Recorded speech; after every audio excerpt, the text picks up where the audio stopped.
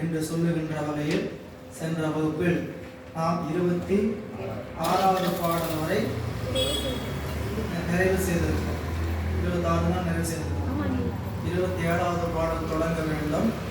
இப்பொழுது எம்பிரான் திருநாவுக்கரசு பெருமானை கண்ட மகிழ்ச்சியில் அவரை அறிந்து கொண்டு அவருக்குரிய வழிபாடுகளை செய்து அவரை தன் இல்லத்தில் அமுது செய்விக்க வேண்டும் என்று விருப்பப்பட்டு உள்ளே அழைத்து அமுது செய்வதற்கான ஏற்பாடுகள் எல்லாம் செய்த பொழுது தன்னுடைய மக்கள் இருவரில் மூத்ததாக விளங்கக்கூடிய மூத்த திருநாவுக்கரசரை அழைத்து நம்முடைய பெருமான் உணவுண்பதற்காக நல்ல இளம் வாழை குருத்தை பறித்து வா என்று சொல்ல நல்ல தாய் தந்தை ஏவை இது நான் செய்ய பெற்றேன் என்று மகிழ்ந்து திருநாவுக்கரசும் சென்று ஒரு மல்லல் அங்குருத்தை அறிகின்ற பொழுது அதில் மறைந்திருந்த அரா என்று சொல்கின்ற பாம்பு அவர் கையை தீண்ட அதனால் உடனே இதனை சென்று தன் தாய் தந்தையரிடம் தெரிவிக்க வேண்டும் என்றெல்லாம் கருதாமல் இதை சொன்னால் நம்மளுடைய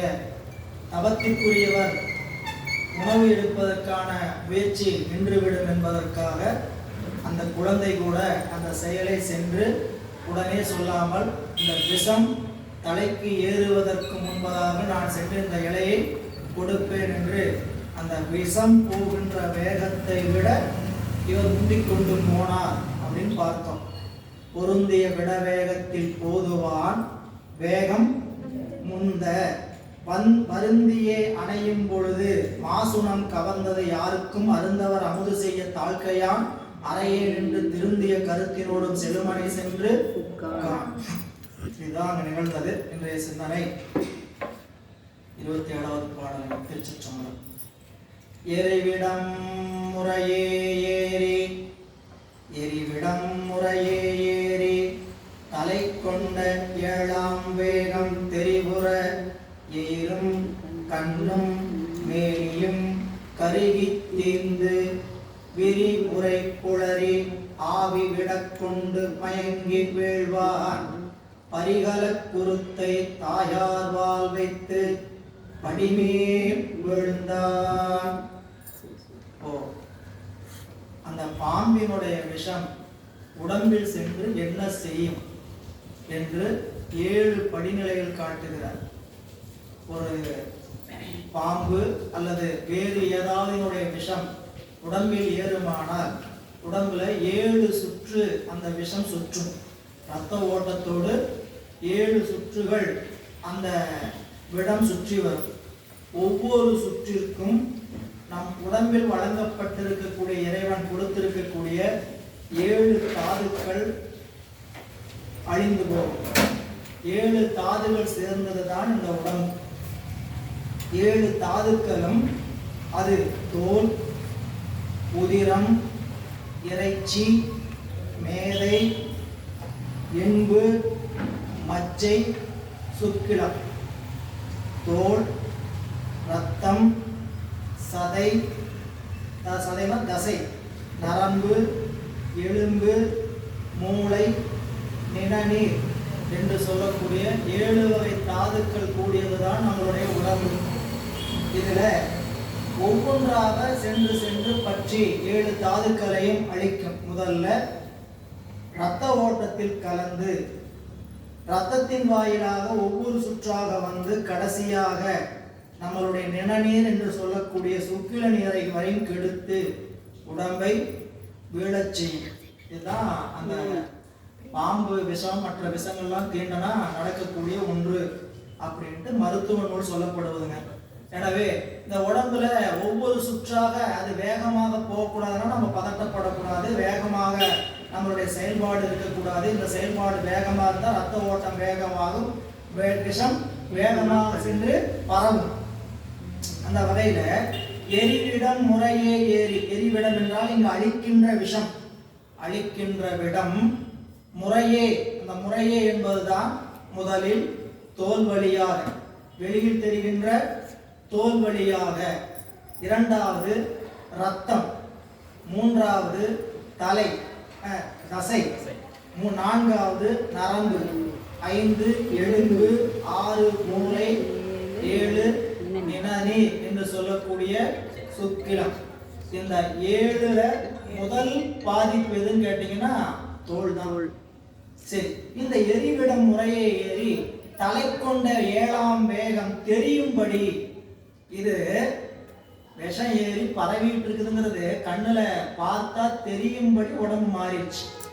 அப்ப என்ன அப்படின்னா கிட்டத்தட்ட 6-7வது வேகம் முடிய போகுது. முதல் சுற்று அல்ல, 7ஆம் வேகத்துக்கு போய் நிற்கிறது. அப்ப அப்படி தெரிவுறும்படி எயிரும் கண்ணும் மேனியும் கருகி தீர்ந்து, எதெல்லாம் அதற்கான அறிகுறினா எயிறு, பல், கண், மேனி. முதல்ல பல்லும் கண்ணும் உடம்பு என்னாங்க கருகும், அப்புறம் தீஞ்சுக்கும், கருநிறமாகாதும், அப்படி தோல் முழுக்க என்ன ஆயிரும், சுருங்கி தீர்ந்த மாதிரி ஆயிடும்.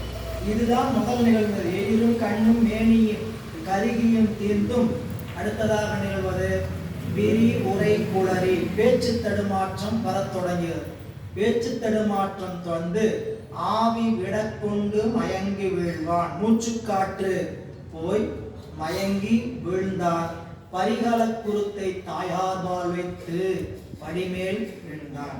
இப்போ விரிவுரை குளறி பேச்சு தடுமாறி ஆவி விடக்கொண்டு மூச்சு முட்டி மயங்கி உணர்வு சோர்ந்து படிமேல் உயிர் நீங்கி விழுந்தான். இப்படி அதை பொருத்திக்கணும். முதல்ல பல்லும் கண்ணும் உடம்பும் கருகியும் தீர்ந்தும், பிறகு விரி உரை குளறி பேச்சு தடுமாற்றம் ஏற்பட்டு 5வது மூச்சு முட்டி 6வது உணர்வு சோர்ந்து 7வது உயிர் பிரிந்தது. 7 இப்படி படிமேல் விழுந்தான். ஆனாலும் என்ன செயலுக்காக அப்படி உயிரை பிடிச்சிட்டு ஓடியாந்தானோ அப்படிதான் சொல்லணும். என்ன செயலுக்காக உயிரை பிடித்து ஓடி வந்தாரோ மூத்த திருநாவுக்கரசு, அதை செய்து விட்டு என்ன செய்யறாருங்க, விழுந்து விட்டார். தளர்ந்து வீழ் மகனை கண்டு தாயரும் தந்தையாரும் உளம் பதைத்து உற்று நோக்கி உதிரம் சேர்வடிவும் மேனி விளங்கிய குறியும் கண்டு விடத்தினால் விந்தான் என்று துளங்குதலின்றி தொண்டர் அமுது செய்வதற்கு சூழ்வார். அம்மாவும் அப்பாவும் இப்படி வீழ்கின்ற மகனை பார்த்தாங்க. உடம்புல காணக்கூடிய குறிகளும் அதை ஆராய்ந்து பார்த்த போது பாம்பினால் தீண்டப்பட்டிருக்கிறான் என்பதை அறிந்து சிறிதும் மனக்கலக்கம் இன்றி எம்பிரான் திருநாவுக்கரசு பெருமானுக்கு உணவு செய்வதற்கு சூழ்கின்ற நிலைக்கு தயாராகிறார்கள். புராணத்தினுடைய ஆழ்ந்த கருத்துடைய இடம் இந்த இடம்தான். துளங்குதலின்றி அப்படின்னு பின்னாடி விளக்கமா சொல்ல போற. தாயரும் தந்தையாரும், முதல்ல பதைப்பது தாய் தான். உலகத்துல தாயன்புக்கு மேல் ஒரு அன்பு இல்லை என்பது உலகியல் அருளியல். இறைவனுடைய படைப்பினுடைய ரகசியம். எந்த உயிர் எடுத்தாலும் சரி, 1 அறிவு முதல் 6 அறிவு வரை எந்த உயிர் எடுத்தாலும் இருபாலல்ல தாயன்புக்கு மிகுந்தது இல்லை என்பதுதான். மற்ற பிராணிகளை எல்லாம் கவனிச்சிருந்தீங்கன்னா தெரியும். இந்த ஒரு நாயாக இருந்தாலும் அந்த நாய் குட்டி போட்டு அதனுடைய வளர்ச்சி இருக்கிற வரைக்கும் அருகில் ஒருத்தரையும் போக விடாது. போய் நாம் ஒரு நாயை, ஆம்பளை நாயை தூக்கிட்டு போயிடலாம் அப்படின்னு என்ன பண்ணுறோம், அப்படின்னு அப்படி போய் எடுக்கிறதுக்கு பார்ப்பாங்க, நெருங்க விடாது. நாய் எல்லாமே நீங்கள் அந்த உயிரினத்துக்கு இருக்கக்கூடிய ஒரு பெரிய அந்த அந்த இறைவன் அந்த உயிரில் அந்த அன்பை என்ன பண்ணி வச்சிருக்கிறாரு, ஊட்டி வச்சிருக்கிறார். அன்பு இல்லாமல் உயிர் இல்லை சிவம் இல்லைங்கிறதுக்கு அது வேற பெரிய விளக்கமே தேவையில்லை. அன்பும் சிவமும் இரண்டல்ல, அன்பும் சிவமும் உண்டு. சரி, அப்ப எல்லா உயிரிடத்துல அந்த அன்பு இறைவன் இங்கு அன்பை வச்சிருக்கிறார். அந்த அன்பு, அந்த தாய் அன்பு என்பது இயல்பிலேயே அந்த கொடுத்திருக்கக்கூடிய ஒரு கொடை. அதனாலதான் இறைவனை சொல்லுகின்ற போது அம்மையே எடுத்தோன்னா அம்மையே, புரியுங்களா, தாயும் நீயே தந்தை நீயே. சிறப்பு பற்றி ரெண்டு பேருக்கு முழு பங்கு இருக்கிறதுனாலும் சிறப்பு பற்றி அந்த தாய் அன்புங்கிறது தலையாய அன்புங்கிறத எடுத்துக்காட்டி, அதனால என்ன சொல்ற, தாயரும் தந்தையாரும் தளர்ந்து விழுந்த மகனை கண்டு பார்த்தார்கள். உளம் பதைத்தார்கள். மகன் விழுந்துட்டான்ங்கிறதுக்கு உளம் பதைக்கல. உளம் பதைத்தது இப்படிப்பட்ட நேரத்தில் இப்படி ஒரு காரியமா? குருநாதர் வந்திருக்கிறார், அவருக்கு உணவு கொடுக்கிற நேரத்தில் இப்படி ஒரு காரியமா என உளம் பதைத்து உற்று நோக்கி ஆராய்ச்சி என்ன ஆச்சு அப்படின்னு பார்த்த போது உதிரம் சோர் வடிவும் மேனி விளங்கிய குறியும் கண்டு, அப்படியே உதிரம் ரத்த சிறிய அளவு கசி சின்னதா அதை பார்த்து விடத்தினால் வீழ்ந்தான் என்று, பாம்பு தீண்டப்பட்டிருக்கிறது என்று அறிந்தார்கள். ஆனாலும் துளங்குதல் இன்றி தொண்டர் அமுது செய்வதற்கு உரைப்புடைய அந்த நிலைப்பாடுங்க. நம்ம படிக்கலாம், நம்மளால இந்த பதைப்பு இல்லாம இந்த வேலையை செய்ய முடியுமா? வீட்டுல சாதாரண ஒரு நிகழ்ச்சி நடத்தணும்னாவே நம்மளால பதைப்பு இல்லாம என்ன முடியல, எந்நேரமும் பரபரப்பு தான் செய்யலாம்.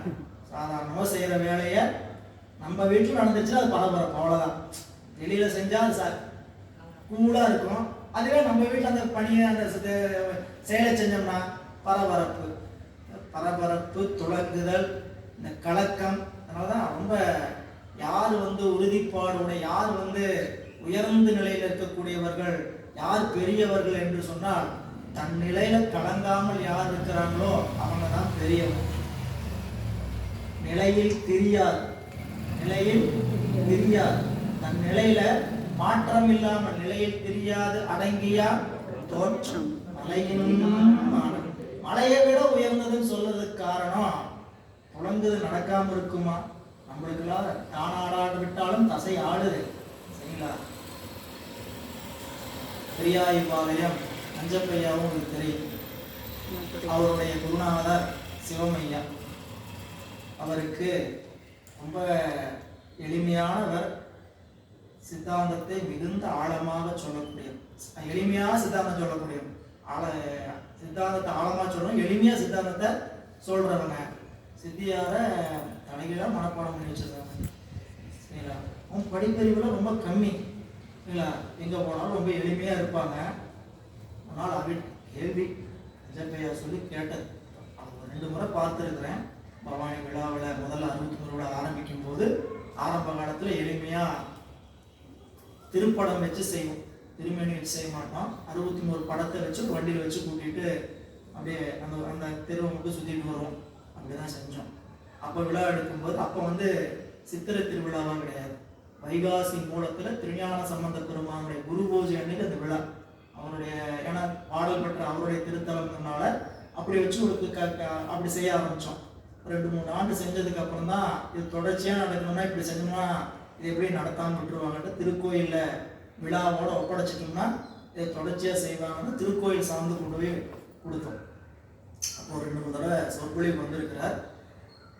ஆத்த வேகத்துல சொல்றேன், அப்படியே ஓரமா பேசணும், சேர்ல கூட உட்கார மாட்டாங்க, கீழே தான் உட்காருவாங்க. அவங்க தான் அந்த படங்கள், அதாவது உட்காந்தா எந்திரிக்காத ஆம்பளைக்கும் படுத்தா எந்திரிக்காத பொண்ணுக்கும் கல்யாணம் பண்ணி வைக்கணும் அப்படின்னு சொல்லுவாங்க. உட்காந்தா எந்திரிக்காத ஆடவனுக்கும் படுத்தா எந்திரிக்காத பொண்ணுக்கும் கல்யாணம் பண்ணி வைக்கணும் அப்படின்னா, சபையில போய் ஒரு இடத்துல உட்காரணும்னா ஆடவன் எந்திரிங்க இடம் மாதிரி உட்காருன்னு சொல்லாத மாதிரி உட்காரணுமா. எடுத்தவனும் முன்னாடி இருக்கை கிடைச்சு டபான்னு போய் முன்னாடி உட்காந்துக்கிட்டு எங்கேயாவது முன்கூட்டி போய் நம்ம உட்காந்துக்கிட்டு என்ன பண்ணக்கூடாது, நம்மளுடைய முனைப்பை காமிக்க கூடாது. இடம் இருக்கிற இடம் தெரியாம இருந்துட்டு போகணும்பா அப்படின்னு சொல்லி அங்க போய் உட்காந்து கீழே உட்காந்துட்டு என்ன பண்ண முடியாது, தெரியும்னு சொல்ல முடியாது, இல்லைங்களா? வீட்டுல ஒரு பெண் எல்லா பணியும் முடிச்சுட்டு படுக்கணும், மீண்டும் யாராவது எழுந்து அதை செய்யுமான்னு சொல்லக்கூடாது, அப்படிப்பட்ட பெண்ணா இருக்கணும் அப்படின்னு ஒரு சொல்லுவாங்க. ஒரு நாள் அப்படியே அவர் சொற்பொழிவு ஆற்றி கொண்டு இருக்கும் பொழுது நடந்த செய்தியை அஞ்சப்பையா சொல்லி கேட்டது. சொற்பொழிவு ஆற்றி கொண்டு இருக்கும் போது அவினாசில ஒருவர் காதல சொல்றாங்க, சரிங்களா, சிவா அப்படின்ட்டு சொற்பொழிவு நடத்திக்கிட்டே இருக்கிறார். முடிஞ்சதுக்கு அப்புறம் என்னுடைய மகன் விபத்துல இறந்துட்டான், நான் புறப்படுறேன் அப்படின்னு போனார். 1 மணி நேரம் சொற்பொழிவு கழிச்சு 1 மணி நேரம் சொற்பொழிவு அதுக்கப்புறம் யோசிச்சு பாருங்க, சொல்லும் போதே உடம்பு நடுங்குகிறது, இல்லைங்களா? மலையே வேலினும் மனிதர்கள் நிலையில் நின்று கலங்க பெருதீரேல்.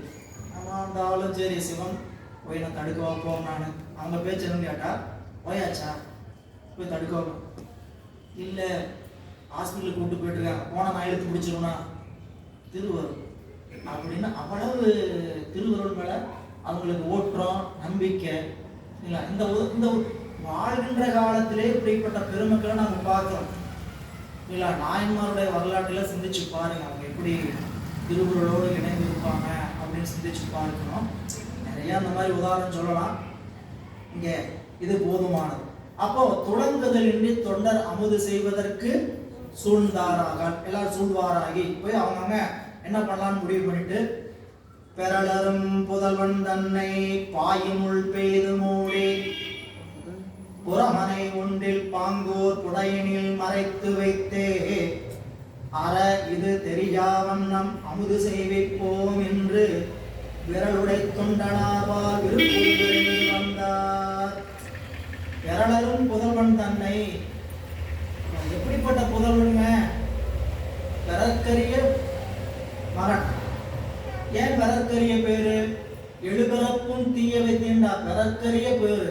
எனவே பெறலரும் புதல்வன் அப்படின்னு சொல்வதற்கான காரணம் கேட்டீங்கன்னா, புதல்வர்களை பெறுதல்ல முதல்ல சொல்வது என்ன பெறுதற்கரிய பேருன்னா அறிவுடைய குழந்தையை பெறுவது. பெறற்கரிய பேருன்னா அறிவுடைய குழந்தை. என்ன பிறகு அறிவுடைய குழந்தை எல்லாம் பெற்றுக்கிறோம், நம்ம முட்டாளையா பேசுறோம், நம்ம புத்திசாலியும் பெற்றுக்கிறோம் அப்படின்னு கேட்டா கிடையாது. அந்த குழந்தை இந்த வாழ்க்கை மனித பிறப்புல எதை செய்யணுமோ அதை சரியா செய்துக்கிட்டு வர ஆரம்பிச்சதுன்னா அதுதான் பெறற்கரிய பேர். வந்து தாய் தந்தையரை வச்சு குளம் போற்றி சுற்றத்தை பேணி வாழ்கிற வாழ்க்கையில பக்தி இறைவ அன்போடு அந்த வழிவகை ஒழுக்க நிலையில் என்னானா அதுதான் பெறற்கரிய பேருன்னு பரிமள உடையது. எனவே இந்த பெறலரும் புதல்வன் அப்படின்னு சொன்னா, இவங்க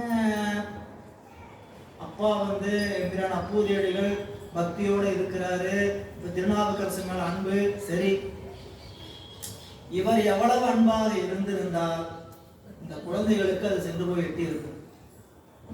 இப்ப சொல்லிட்டு இருந்திருப்பாரா, அப்படி திருநாவுக்கரசு அப்படின்ட்டு அவங்கள போய் இப்படிதான் இருக்குன்னு சொல்லிட்டு இருப்பாரா? அப்படி சொல்லி கொடுத்தது எவ்வளவு சொல்லி கொடுத்துக்க முடியும். ஆனா இவங்க வாழ்க்கையில வாழ்ந்து காட்டியது எம்பிரான் திருநாவுக்கரசு மேல அவங்க கொண்டிருந்த அன்பை நடைமுறையில காமிச்சது. அவங்க என்ன பண்ணிருக்குது, அப்படியே அப்பாவுக்கு திருநாவுக்கரசுன்னா என்னது உயிர்.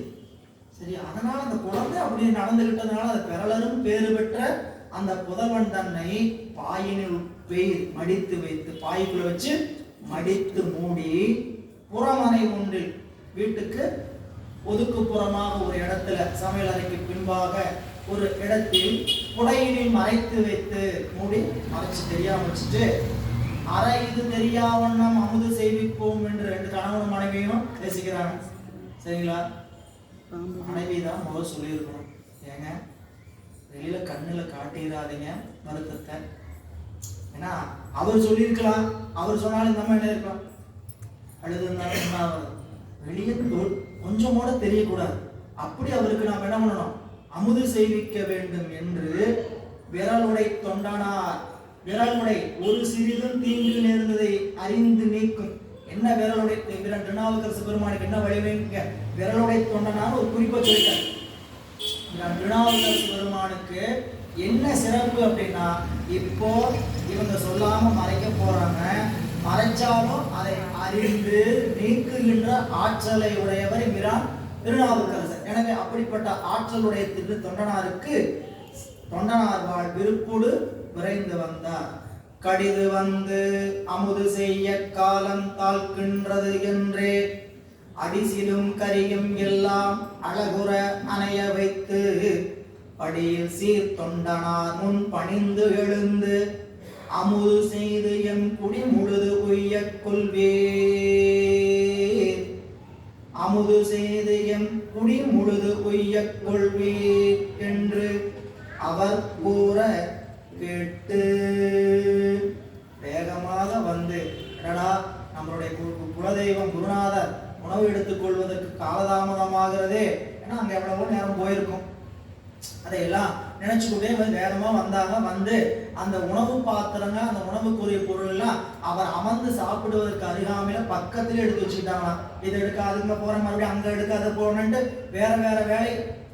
சாம்பார் வச்சு ஊத்தியில ஊத்தி வச்சு, ஒரு நிமிஷம் தண்ணி கொண்டு வரேன், ஒரு நிமிஷம் இருங்க அப்படின்னு போய் போய் எடுத்துட்டு வராம அதை எல்லாம் என்ன பண்ணாங்களாம், சுற்றி அமைத்து கொண்டு, ஏன் அதனால் ஒரு காலதாமதம் வந்துவிட வேண்டாம் என்று சொல்லி நம்மளுடைய அப்பர் பெருமான் முன் படியில் சீர் தொண்டனார் முன் பணிந்து எழுந்து, சாமி என் குடி முழுது உய்ய கொள்வீர், அமுது செய்து என் குடி முழுது உய்ய கொள்வீர். குறிப்பு தெய்வ சேக்கிழார் பெருமான் சொல்லிட்டாரு, அவருடைய குடி குழந்தைகள் தான், வழிமொழி மக்கள் தான், அவங்கெல்லாம் நல்லா ஆதரக்கு நீ என்ன பண்ணுங்க, சாப்பிட வாங்க, என் அமுது செய்து என் குடி முழுது உய்ய கொள்வி. இதுதான் மாகேஸ்வர பூசை விண்ணப்பம்.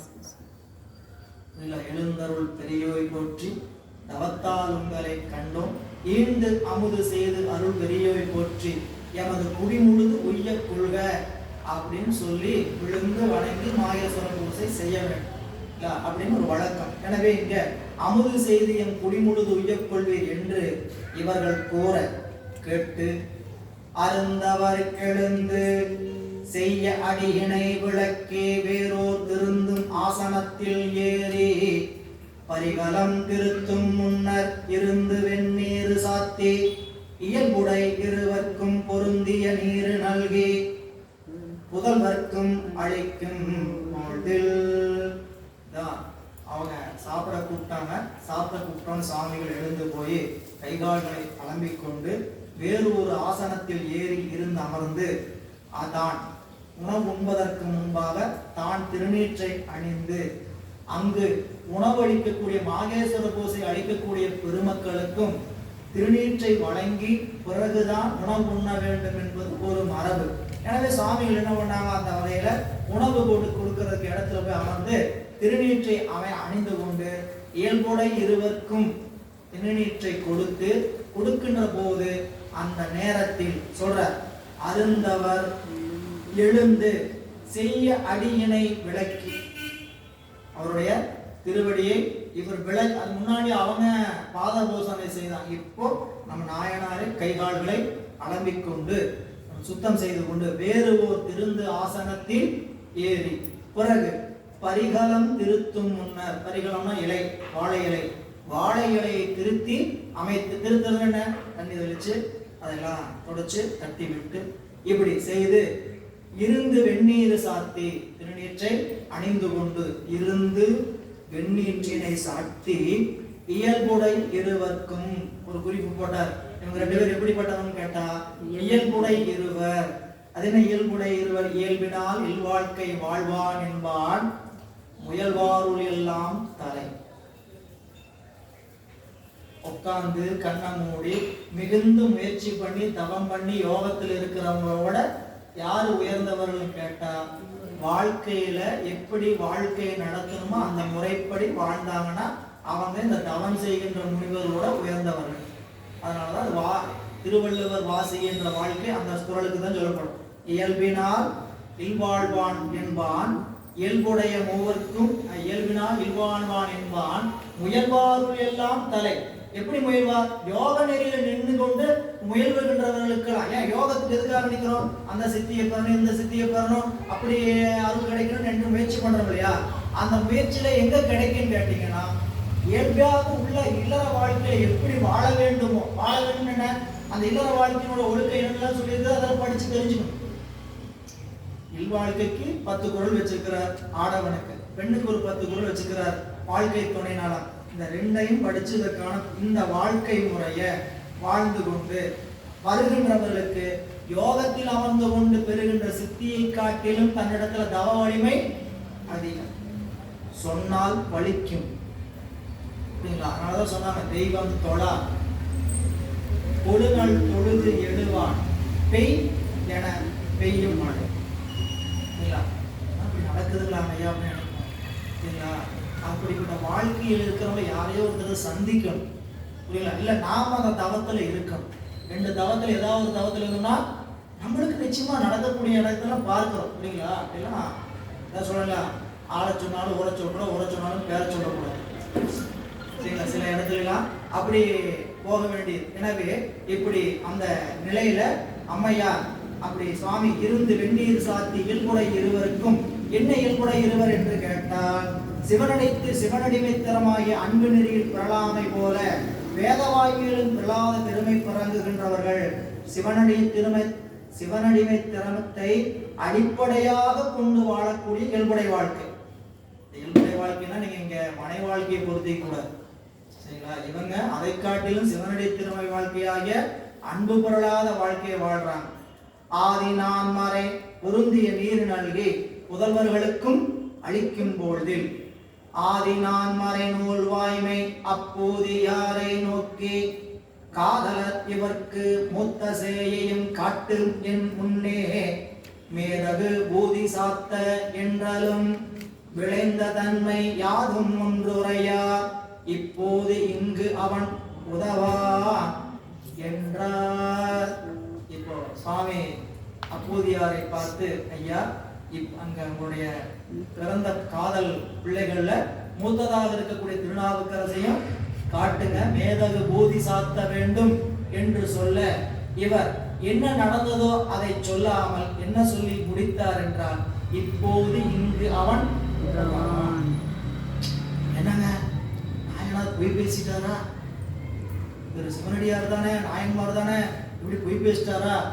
பையன் இறந்தது சொல்லி இருக்கணுமே அப்படின்னா இறந்ததை சொல்லவில்லையே தவிர பொய் பேசல.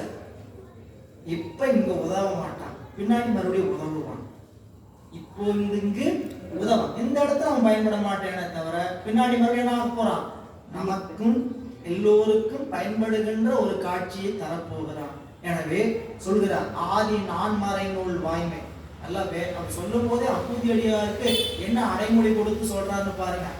ஆதி நான்மறை நூல் வாய்மை பொருந்தியவர், வேதங்கள்ல சொல்லப்படுகின்ற வாய்மை ஒழுக்கத்தை கை கொண்டிருக்கக்கூடிய அப்பூதியார். அப்படிப்பட்ட அப்பூதியார். ஏன்னா அவர்கிட்ட நீங்க இப்ப மறைச்சிட்டாரு பொய் பேசிட்டாரு ஆராய்ச்சிக்கெல்லாம் போயிடாதீங்க. அவர் எப்படிப்பட்டவர்?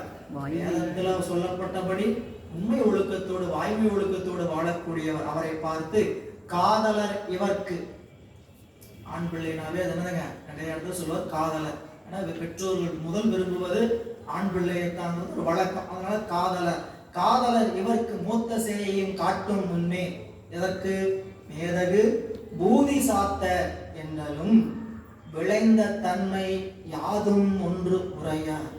என்ன நடந்ததுன்ட்டு ஒரு சிறிது கூட சொல்லாமல் இப்போது இங்கு அவன் உதவான், இந்த இடத்துல அவன் பயன்பட மாட்டான் என்று கூற அவ்வுரை கேட்ட போதே அங்கணர் அருளால் அன்பர் செவ்விய திருவுள்ளத்தோர் தடுமாற்றம் சேர நோக்கி இவ்வுரை பொறாது என் புல்லம் என் செய்தார் இதற்கு ஒன்று உண்டால் மெய் விரித்து உரையும் என்ன விளம்புவார் விதிப்புற்று அஞ்சி.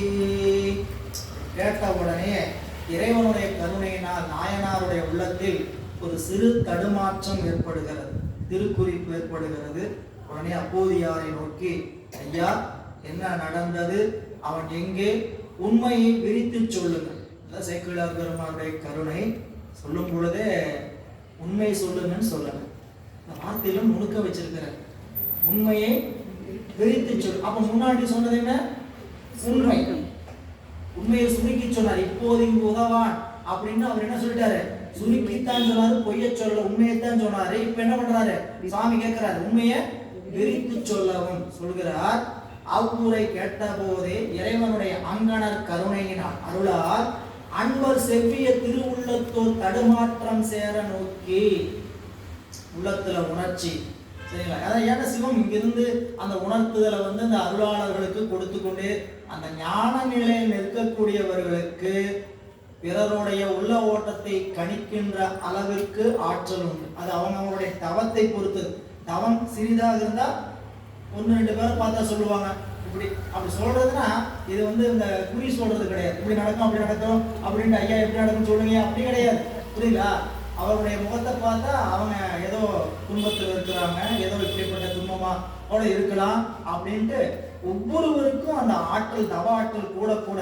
இந்த தவத்தினுடைய வலிமை என்னன்னு கேட்டீங்கன்னா, தவம் செய்ய செய்ய இந்த உயிர் அறிவு வியாபகப்பட தொடங்கும். உயிர் இயல்பிலேயே என்ன, உயிரினுடைய நிலை என்ன? பதியும் வியாபக பொருள், உயிரும் வியாபக பொருள் அப்படின்னு படிச்சிருக்கிறோம் இல்லைங்களா? அப்போ இந்த வியாபகத்தன்மை ரெண்டு பேத்துக்கு ஒன்று. சிவம் எல்லாவற்றையும் ஒரு சேர ஒரே நேரத்தில் அறிகிறது. எல்லாத்தையும் ஒரு சேர ஒரே நேரத்தில் அறிகின்றார். நம்மளுக்கும் வியாபக பொருள் நம்மளால அறிய முடியலன்னா என்ன தடையாக இருக்கிறது? உயிரை ஏதோ ஒன்று தடை செய்து கொண்டிருக்கின்றது. உயிரினுடைய அறிவை விரிய விடாம அடைச்சு கொண்டிருக்கிறது. எப்ப அந்த உயிரினுடைய அறிவு விரிய தொடங்குகிறதோ, ஆணவமலம் சுருங்க தொடங்குகிறதோ, நம்மளுடைய அறிவு உடம்பை தாண்டியும் செல்லும். புரிஞ்சுக்கிற மாதிரி சொல்லணும்னு வச்சுங்க. நம்ம அறிவு எதுவரை செல்லும்? நம்ம உடம்புக்குள்ள உயிர் இருக்குங்க. உயிரோட குணம் அறிவு. இந்த அறிவு எதன் வழியா நம்மளுக்கு வெளிப்படுது? எதன் வழியா நமக்கு அறிவு வெளிப்படுகிறது? 5 கருவிகள் வழியா வெளிப்படுது. 5 கருவி வழியா உள்ளே செல்கிறது. இதுதான் நம்மளுக்கு உயிரினுடைய அறிவு நிகழ்கின்ற வேலைப்பாடு. இந்த கண் எது வரைக்கும் போகும் அப்படின்னா, நம்ம காட்சி கண்ணினுடைய தூரம் எது வரைக்கும் அது வரை எட்டும். இதுதான் நம்மளுடைய வியாபகம். புரியுங்களா? நம்ம இப்போ ஒவ்வொருத்துக்கும் ஒவ்வொரு வியாபகம் இருக்கும். எல்லாருக்கும் அதே உயிர் தான். வேற வேற உயிரினுடைய அறிவுத்தன்மை ஒண்ணு. ஆனா என்ன, ஆணவமலம் வேறுபட்டு அறிவை மறைத்து கொண்டு இருக்குது. நீங்க பார்த்து நீங்க அறிஞ்சுக்கிட முடியாத அளவுக்கு இன்னொருத்தர் என்ன பண்றாங்க, பார்த்து அறிந்து கொள்கிறார். இல்லைங்க, எனக்கு அதே மாதிரிதான் கண்ணு தெரியுது, எதுக்கு நேரம் தெரியுது. அவங்களுக்கு அது வந்து இந்த பேச்சுல இப்படி காட்சி பொருளை பற்றி பேச்சு அல்ல. புரியுங்களா? ஒரு பொருளை அணுகும் பொழுது அந்த பொருள் இருக்கக்கூடிய நுட்பத்தை நம்மளால என்ன பண்ண முடியல, ஒருத்தர் அறிந்து கொள்வது போல நம்மளால அறிந்து கொள்ள முடியல. ஏன் அறிந்து கொள்ள முடியல? சிவபுராணம் படிக்கிறோம் படிச்சுக்கிட்டே இருக்கிறோம். படிக்கும் போது எனக்கு அதுக்குள்ள என்ன விளங்குது பல நாள் பயின்ற பொழுதுதான் தெரியுது. பல நாள் பயின்று சில பேருக்கு அறிவதில்லை.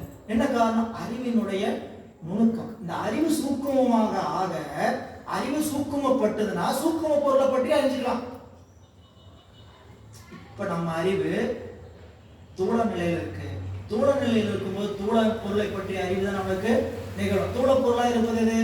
உலகம் முழுக்க தூள பொருள் தான். தூள பொருளை பற்றிய அறிவுலாம் நம்மளுக்கு விளங்குதா இல்லையா? ஒரு சேர விளங்கலினாலும் ஒன்றொன்றா அணுகும் போது நம்மளுக்கு என்ன ஆகுதுங்க, விளங்கு. இப்படி உயிர் தவத்தை ஏற்ற கட்டுப்பட்டு இருக்கக்கூடிய ஏகதேச அறிவை செய்யக்கூடிய இந்த உடம்பிலிருந்து அறிவு என்ன ஆகுன்னு கேட்டீங்கன்னா வியாபகப்படுகின்ற நிலையில அதுக்கு பேர் தான் என்ன காட்சி? யோக காட்சி. நம்மளுக்கு யோக காட்சிக்கு யோகம் வேணும். தன் வேதனை காட்சி வரை நம்ம காட்சி இருக்குது. புரியல? எல்லா காட்சியும் நிகழுது, யோக காட்சி மட்டும் நிகழ மாட்டேங்குதுன்னா நிகழும். பூசணை செய்தீர்களானா நிகழும். இல்ல, பூசணையில நிச்சயமாக அறிவுக்குள் சொல்லும். இன்னைக்கு நடந்தது கூட அப்படின்னு சொல்லுவேன், நான் சொல்லக்கூடாது. திருவருள், சரிங்களா? ஏன்னா அதெல்லாம் திருவருள், சரிங்களா? என்ன எல்லாமே அந்த நிலைப்பாடுங்கிறது நீங்க பூசையில நின்று பார்த்தீங்கன்னா தான் தெரியும், சரிங்களா? எனவே இந்த இன்றைய நிலையில இங்க சுவாமி சொல்கிறார், பூதி சாத்துவதை கேட்டபோது அவர் அவ்வூரை கேட்டபோது அங்கனர் அன்பர் செவ்விய திருவுள்ளத்தோர் தடுமாற்றம் சேர நோக்கி இவ்வூரை பொறாதையும் உள்ள. நீங்க சொல்றதுனால என்ன பண்ண முடியல, என்னுடைய மனசு ஏத்துக்கல, என்னுடைய எவ்வளவு ஏற்றுக்கொள்வேன். என் செய்தான் என்ன நடந்தது, என்ன ஆச்சு பையனுக்கு அப்படின்னு கேட்டோடனே, இதற்கு ஒன்று உண்டா, இதற்கு என்ன உண்டு, தீர்வு உண்டு, இதற்கான தீர்வு உண்டு. அப்பர் பெருமான் சொல்றார், இதற்கான உள்ளுரை திண்ணமாக ஒரு தீர்வு ஒன்று உண்டா, மெய் விரித்து உரையும் என்ன. நீங்க உண்மை என்ன பண்ணுங்க, உண்மையா சொல்லுங்க, என்ன நடந்து சரியா சொல்லுங்க என்று கேட்டவுடன் விதிர்ப்புற்று அஞ்சி விளம்புவார். விதிர்ப்புற்று அஞ்சி விளம்புவார்னா, குருநாதர்கிட்ட சொல்லாம மறைச்சிட்டோமோ அப்படின்னு பயந்து கொண்டே சொல்லுகிறார். அப்படி பயந்துனா அச்சம் அன்பின் வயப்பட்டது. இந்த அச்சம்ங்கிறது என்ன நினைக்க கூடாது, அதிகாரத்தின் வயப்பட்டதுன்னு நினைக்க கூடாது. அச்சம் சிவபெருமான வழிபாடு செய்யும் போது அஞ்சியும் வழிபாடு செய்யுங்க, அன்பு பட்டாகிலும் வழிபாடு செய்யுங்கன்ட்டு திருப்பதி, மயிலாடுதுறை திருப்பதி. அஞ்சியாகிலும் அன்பு பட்டாகிலும் நெஞ்சம் நின்றியூர், அஞ்சியாகிலும் அன்பு பட்டாகிலும் நின்றியூரை நினை. சரிங்களா? சரிங்க, சாமியும் அஞ்சனுமா, அவர் என்ன கண்ணை குத்திடுவார், எல்லாரும் அப்படிதான் சொல்லி வச்சுக்கோம். குத்திடுவார், கண்ணை குத்திடுவாரு, நேரம் கம்பி வச்சுக்கிட்டு இங்க ஒருத்தராங்க யாராவது குத்திட்டு இருக்கிறதா அவருடைய வேலையை யோசிச்சு பாருங்க, இல்லையா?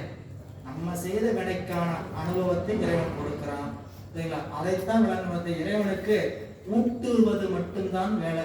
நம்ம செய்ததுக்கு ஊட்டுறார், என்ன பலனை செஞ்சோமோ அதை ஊட்ட வேண்டியது அவருடைய கடமை. இல்லாட்டி அவர் தவறு கடமை தவறியவர் ஆக மாட்டாரா? அவர் சரியான தண்டனையை கொடுக்கல, சரியான அனுபவத்தை நம்மளுக்கு கொண்டு கொடுக்கல, அவர் அது சரியா அவர் அப்புறம் எதுக்கு அவர் கடவுள்? அவர் எப்படி அப்படி வேண்டாது வேண்டுதல் வேண்டாமை இலான்னு சொல்ல முடியும்? எனவே மெய்விரித்து உரையும் என்று சொன்னவுடன் அஞ்சி அப்படிங்கிறது அன்பின் காரணமாக அஞ்சி, மரியாதையின் காரணமாக அஞ்சி, பக்தியின் காரணமாக அஞ்சி. நீங்க அஞ்சுங்கிறது அதிகாரத்தின் காரணமாக அஞ்சி நினைச்சிடக்கூடாது, சரிங்களா? அது அப்படி அச்சம் வேற. பெரியவர் அமுது செய்யும் பேரு இது பிழைக்க என்னோ, பெரியவர் அமுது செய்யும் பேரு இது பிழைக்க என்னோ, வருவது என்று உரையாரேனும் மாதவர் வினவ வாய்மை தெரிவுற உரைக்க வேண்டும் சீலத்தால் சிந்தை நொந்து பறிவுடு வணங்கி மைந்தற்கு உற்றது பகர்ந்தார் அன்று. இப்போ பெரியவராகிய நம்மளுடைய அப்பர் பெருமான் அமுது செய்வதற்கு தப்பி விடுமோ தவறி விடுமோ என்று கருதிதான் இதை சொல்ல வேண்டாம் என்று கருதினோம். ஆனாலும் தவமுடையவர் நம்மளுடைய குலதெய்வம் நம்மிடத்தில் கேட்கிறது, இதற்கு மேல் இதை சொல்லாமல் இருக்கக்கூடாது என்று அன்போடு வணங்கி தாழ்ந்து சிந்தை நொந்ததற்கான காரணம் மகன் இறந்து விட்டான் என்று அல்ல, இவர் திரு அமுது செய்ய காலம் தாழ்கிறதே அப்படின்னு வருந்தி கொண்டு இருக்கின்றார். என்ன சொல்றார்? பெரியவர் அமுது செய்யும் பேரு இது பிழைக்க என்னோ வருவது என்று உரையாரேனும், சாப்பிடாம போயிடுவாரா அப்படிங்கறதுக்காக சொல்லாமல் இருந்தாரேனும் மாதவர் வினவ அவங்க கேட்க சொல்ல வேண்டிய கடப்பாடு வாய்மை தெரிவுற விரித்து உரைக்க வேண்டும் என்று சீலத்தால் வாய்மையை உண்மையை என்ன பண்ணணும்? தெரிவுற உரைக்க வேண்டும். இதெல்லாம் உலகில் வச்சு பார்த்தீங்கன்னா இல்லை அருளில் வச்சு பார்த்தீங்கன்னாலும் எல்லாரும் கேட்டுகிட்டே இருப்போம், சொல்லவே மாட்டாங்க, சரிங்களா? வீட்டில் பெரியவங்க வந்து சொல்லுப்பா என்ன பண்ணணும் அப்படப்படப்படணும் ஒப்பிச்சுக்குவோம், சரிங்களா? இவ்வளோ நேரம் நான் கேட்டுட்டு இருந்தேன் சொல்லவே இல்லை. நிறுவனத்தில் வேலை பார்க்கும்போது புரியுங்களா, இங்கே விசாரணைக்கு மேலே விசாரணையை விசாரிப்போம் டிபார்ட்மெண்ட்டில், புரியுங்களா? ஒன்றும் வாயை திறக்க மாட்டாங்க வேலை பார்க்குறவங்கள ஒர்க்கர்ஸ், புரியுங்களா? நாமளும் என்னென்ன சூட்சம் பண்ணிலாம் கேட்டு பார்ப்போம், ஒன்றும் சொல்ல மாட்டாங்க. இது ஆகாதுன்னு இப்போ பஞ்சாயத்துக்கு போவாங்க, பஞ்சாயத்து தலைவர்கிட்ட போவாங்க, மேனேஜர்கிட்ட போவாங்க, இல்லை எம்டிகிட்ட போவாங்க. போய் நிற்கும் போது சார் இதுதான் சார், இது நடந்தது சார், இது நடந்தது சார், எல்லாத்தையும் அப்படி டப்படப்படணும்னு சொல்லிடுவோம். அவங்களுக்கு எப்படி நேரம் கேட்டோம், நாங்கள் எவ்வளோ நேரம் விசாரித்தோம் நீங்கள் அது மாதிரி. இங்கே அவர் எப்படி விழித்துரைத்தார் அப்படின்னு கேட்டால் குருநாதர் கேட்கிறார். அதனால் மாதவர் வினவர், அதனால்தான் மாதவர் வினவர் வாய்மை தெரிவுற உரைக்க வேண்டும் என்று சீலத்தார் சிந்தை நொந்து பறிவோடு வணங்கி மைந்தற்கு உற்றது பகர்ந்தார்.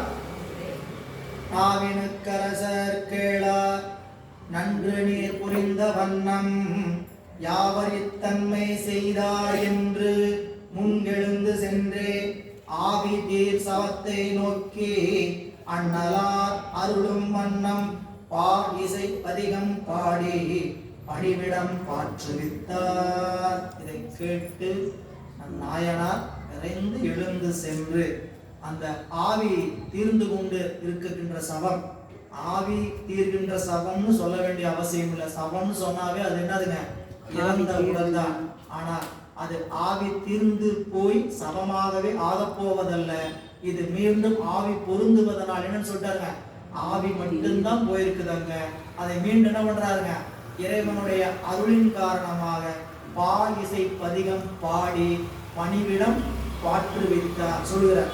ஆவினுக்கரசர் கேட்டு போன பாடல்ல 34வது பாடல்ல எம்பிரான் அப்பூதி அடிகளாருடைய செய்கை. இந்த பாட்டு எவ்வளவு அழகா வரிசை வச்சிருக்கிறார் பாருங்க. 34, 35, 36. 34 எம்பிரான் அப்பூதி அடிகளுடைய செய்கை. 35 எம்பிரான் அப்பர் பெருமானுடைய செய்கை. 36 மூத்த திருநாவுக்கரசினுடைய செய்கை. வரிசையா 3 பேர் என்னென்ன நடந்ததுன்னு அடுத்தது காட்டுறார். நாவினுக்கு அரசர் கேட்டு நன்று நீர் செய்த புரிந்த வண்ணம், நல்லா வேலை பண்ணப்பா நீ அப்படின்னு சொல்லி யாவர் இத்தன்மை செய்வார். முன்னாடி சொன்னார் இல்லைங்களா, துளங்குதலின்றி சிந்தை நொந்து. இப்போ உரையாசிரியர் CKS அருமையாக எடுத்துக்காட்டினார். இப்போ என்ன நடந்திருக்கு வேற மாதிரி வச்சுக்குவோம். மூத்த திருநாவுக்கரசர் இறந்து விட்டார், புரியுங்களா? படபடப்போட வேக வேகமாக வந்து சாமி எங்க பையன் இறந்துட்டான் அப்படின்னு சொல்லி எதையாவது சொல்லியிருந்தாருன்னா எம்பிரான் திருநாவுக்கரசு பெருமான் இந்த உயிர்ப்பிக்கிற வேலையை செய்திருப்பாரா? ஏன்?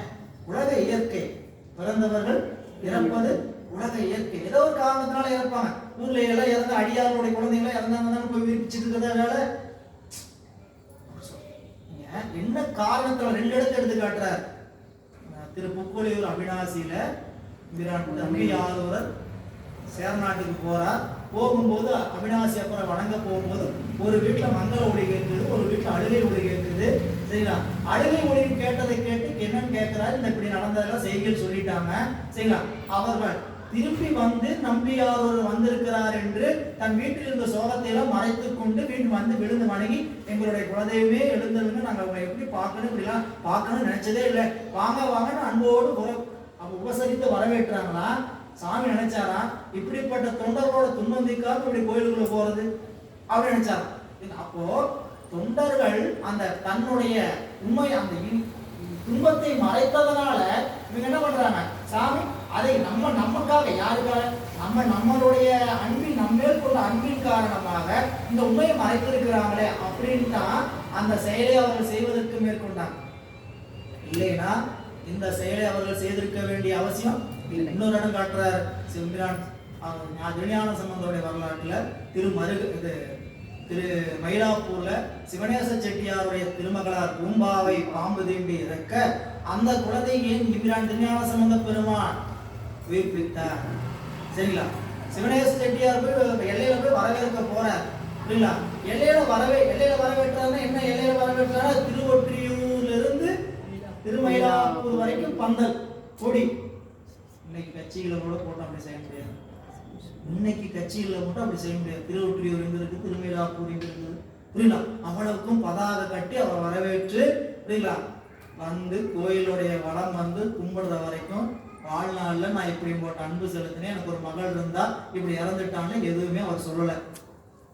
புரியுங்களா? சுத்தி இருக்கக்கூடிய அடியார்கள் இவர் ஒரு குழந்தை, பெண் குழந்தையை பெற்று உங்களுக்காக, அதாவது எல்லாம் கணக்குரியது எல்லாமே உங்களுக்காக வளர்த்து வந்தார். அந்த குழந்தை இப்படி இறந்து விட்டது, அதோட எலும்பை சாம்பலையும் இன்னைக்கு வரைக்கும் கன்னிமாடத்துல வச்சு பூசை பண்ணி நீங்க வந்தா கொடுக்கணும்னு வச்சுக்கிட்டு இருக்கிறாரு அப்படின்னு சொன்னா போகுதுதான். திருஞான சம்பந்த பெருமான் அந்த குழந்தையுடைய அந்த பானையை கொண்டு வர சொல்லி திருப்பதிகம் பாடி உயிர்ப்பிக்கிறார். அதுதான் அந்த அருள் தன்மைக்கு என்ன காரணம்? புரியல? இவங்க அருளானதான எல்லா அடியார்களே பக்தர்கள் எல்லாரையும் உயிர்ப்பிச்சிருக்கணும் அப்படி பார்த்தா அந்த அற்புதத்தை செய்திருக்கணும் அப்படி கேள்வி வரக்கூடாதுங்கிறதுக்காக இங்க சொல்லும் பொழுது நாவினுக்கரசர் அதனை கேட்டு நன்று நீர் புரிந்த வண்ணம் யாவரின் தன்மை செய்தார் என்று முன் எழுந்து சென்றே ஆவிதீர் சவத்தை நோக்கி சிவபெருமானாகிய பெருமான் அண்ணலார் அருளும் வண்ணம் பாயிசற்பதிகம் பாடி பணின பாம்பினுடைய விஷத்தை பாற்றுவித்தார்னா போக்குவித்தார். பாற்றுதல் அப்படின்னா போக்குதல் அப்படின்னு. தேவிடம் நீங்க உய்ந்த திருமறையவர்தம் சேயும் மேவிய உறக்கம் நீங்கி விரைந்து எழுவானை போன்று சேவுகைத்தவர் ஆட்கொண்ட திருநாவுக்கரசர் செய்ய பூ அடி வணங்க கண்டு புனித நீர் அளித்தார் அன்றே. இப்போ சேயாகிய மூத்த திருநாவுக்கரசுடைய செய்கை விஷம் நீங்கி எழுந்த நம்மளுடைய அப்பூதடிகளார் திருமகன் சென்று உறக்கத்திலிருந்து எழுந்து போவதை போல சென்று எம்பிரான் திருநாவுக்கரசு பெருமானுடைய திருப்பாதத்தினை தொழுது வணங்கினார். அப்பொழுது திருநாவுக்கரசு பெருமான் அவருக்கு திருநீரு சாத்தினார். இப்ப அதுக்கு என்ன செஞ்சார்? அப்போ தீவிடம் நீங்க சொல்கிறார். தீவிடாத பதிகம் பாடி ஒன்று கொல்லாம் அவர் சிந்தை உயர்வரே அப்படின்ட்டு பதிகம் பாடினார். இதுல குறிப்பு 7வது திருப்பாடல்ல அந்த விடம் நீங்கியது. 7 விஷயம் 7வது சுத்து வரைக்கும் போனது. 7 சுத்து இறக்கி 7வது பாடல்ல பூம்பாவை எழுப்பிய போது 10வது மாதம் தான் அந்த குடம் உடைந்தது. பானை எப்போ உடைஞ்சதுன்னா 10வது பாட்டில் உடைஞ்சது பார், சமன்பாட்டில் உடைந்தது பார். இல்லை அப்போ 10வது மாதம் குழந்தை பெற்று மணிக்கூடத்திலிருந்து உடஞ்சி வருங்கிறதுக்கு அங்கே ஒரு குறிப்பு. இங்கே 7 சுற்று விஷமேறிய சுற்று 7வது சுற்று அந்த பாட்டு 7வது பாட்டில் இறங்கியதுங்கிற குறிப்பை அங்கே சொல்லுகிறார். எனவே தீவிடம் நீங்க உய்ந்த திருமறையவர் தம் செய்யும் விஷம், தீய விஷம் ஏறிய அந்த நீங்கிய விஷம் நீங்கிய குழந்தையாகி இருக்கக்கூடிய மூத்த திருநாவுக்கரசும் எப்படி வந்தாங்கன்னா மேவிய உறக்கம் நீங்கி விரைந்தெழுவானை போன்று. தூங்கி எழுந்து வந்தா எப்படி இருப்பானா அப்படி கொடுக்கணும் ஒடியந்தானமா இல்ல. அப்படி ஒடியந்தவர் என்ன பண்ணாருமா, சே உகைத்தவர் ஆட்கொண்ட, சே உகைத்தவர் அப்படின்னா விடை, விடையை செலுத்துபவர். சே என்பது விடை, விடையை செலுத்துகின்ற சிவபெருமான் ஆட்கொண்ட திருநாவுக்கரசருடைய செய்ய பூவடி வணங்கி சிவந்த புத்தாளை வணங்கி அதை கண்டு புனித நீர் அளித்தார் அன்றே, புனித நீர் அன்றே அளித்தார். அப்பொழுது அவர் கொடுத்து திருநீர் என்ன பண்றாங்களா, கொடுத்து அழைக்கிறார். ஏன்னா இப்போ உறக்கத்துல நீங்கி வந்தாங்க, இறந்துதானே வந்தாங்க அப்படின்னு சொல்றீங்க. உறக்க நீங்கி வந்தாங்க. உறக்கம் என்பது இறப்பது போல, விழிப்பு என்பது பிறப்பது போல. வள்ளுவர் உறங்குவது போலும் சாக்காடு, உறங்கி விழிப்பது போலும் சொன்னாரு. உறக்கம் சாவு, உறக்கம் என்பது சாவுக்கான ஒத்திகை. தினம் தினம் நம்ம என்ன பண்றோம், ரிகர்சன் தினம் தினம் ரிகர்சன் இல்லைங்களா, சாவு அப்படின்னு ஒத்திகை தான் சொல்றாரு. இந்த உறக்கம் என்பது என்ன, உயிர் வந்து உடம்பை விட்டு நீங்கி போய் மீண்டும் பொருந்துவது. உயிர் படங்கள்னு படிச்சோம் இல்லையா 5வது அவத்தை. அந்த உயிர் படங்கள்ங்கிறது என்னதுங்க, உடம்பில் உயிர் நீங்கி மீண்டும் பொருந்துவது. அந்த கால அவகாசம் வரைக்கும் உடம்புல என்ன ஆகுங்க, சொற்பிரபஞ்சம் பொருட்பிரபஞ்சம் ரெண்டையும் ஒரு இடத்துல, அந்த இடத்துல உயிரினுடைய மூலாதாரத்துல ஒடுக்கி இல்ல, உடம்பினுடைய மூலாதாரத்தில் ஒடுக்கி. இவ்வளவு வேலை இந்த 5 அவத்தை நிகழும் பொழுது உடம்பை விட்டு நீங்கி மூலாதாரத்துல ஒடுங்கி. ஏன்னா மூலாதாரம் என்று சொல்லக்கூடியது உடம்புக்குள்ள இருந்தாலும் புரியல, உடம்போடைய கூறுபாட்டு அமைப்புக்குள்ள வராது. என்ன ஆகுங்க, அது முழுக்க சொற்பிரபஞ்சம் என்று சொல்லும் நாத தத்துவத்துல வரக்கூடியது. புரியுங்களா? எனவே அங்க ஏன்னா இறைவன் நாத தத்துவத்தின் வாயிலாகத்தான் அவளை இயக்குகிறார். இறைவன் நம்மளை இயக்கக்கூடிய இயக்கம் எங்க எது வழியா இயக்குறாருங்க, உடம்ப சடப்பொருளை இயக்கல இறைவன். இறைவன் நேரடியாக இயக்குவது எதை வைத்து இயக்கிறார், நாத தத்துவத்தின் வாயிலாக தான் இயக்கிறார். நமக்கு உடம்புல சொற்பிரபஞ்சம் என்று சொல்லக்கூடிய சொல், பண்ணம், பதம் என்று சொல்லக்கூடிய எழுத்துக்கள், சொற்களை எல்லாம், மந்திரங்களை எல்லாம் என்ன பண்றார், அறிவுக்குள்ள புகுத்துகின்ற இடம் மூலாதாரம் இல்ல. அதனாலதான் அங்கிருந்து அந்த உணர்வு எழுந்து வந்து சித்தி மேலே புறப்பட்டு வந்து அந்த ஒவ்வொரு பாயிண்ட் 6 பாயிண்ட்ல நின்று வரணும். புரியுங்களா? இதுக்கு தனியா ஆதார யோகமே இருக்கு. புரியுங்களா? ஆதார யோகம்னு தனியா யோகம். அந்த 6 யோகத்தை 6 ஆதாரத்தில் நின்று 6 கடவுளை நினைந்து அங்க நினைந்து என்ன பண்ணா பூசிக்கணும். மூலாதாரத்துல விநாயகர் பெருமான் தொடங்கி குண்டலி எழும்பி உச்சியின் தலைக்கு வர்ற வரைக்கும், உச்சந்தலைக்கு வரும்போதுதான் சிவம். புரியுங்களா? மேல 6 இடத்துல 6 ஆதாரங்களுக்குரிய கடவுள் சூரியன், முருகன் அப்படின்னு திருமால், பிரம்மன் என்று ஒவ்வொருவரையும் நினைந்து என்ன பண்ணோம், ஆதார யோக பூசை செய்யணுங்கிறது யோகத்தில் இருக்கக்கூடிய பூசை. சரி, இங்க வந்தீங்கன்னா இவ்வாறு சேவுகைத்தவர் ஆட்கொண்ட திருநாவுக்கர் செய்ய பாதத்தை வணங்கி திருநீரு பெறுகிறார் நம்மளுடைய மூத்த திருநாவுக்கரசர். பிரிவுறும் ஆவி பெற்ற பிள்ளையை காண்பார், தொண்டின் நெறியினை போற்றி வாழ்ந்தார் நின்ற அப்பயந்தார் தாங்கள், அறிவரும் பெருமை அன்பர் அமுது செய்து அருளுதற்கு சிறிது இடையூறு செய்தான் இவன் என்று சிந்தை வந்தார்.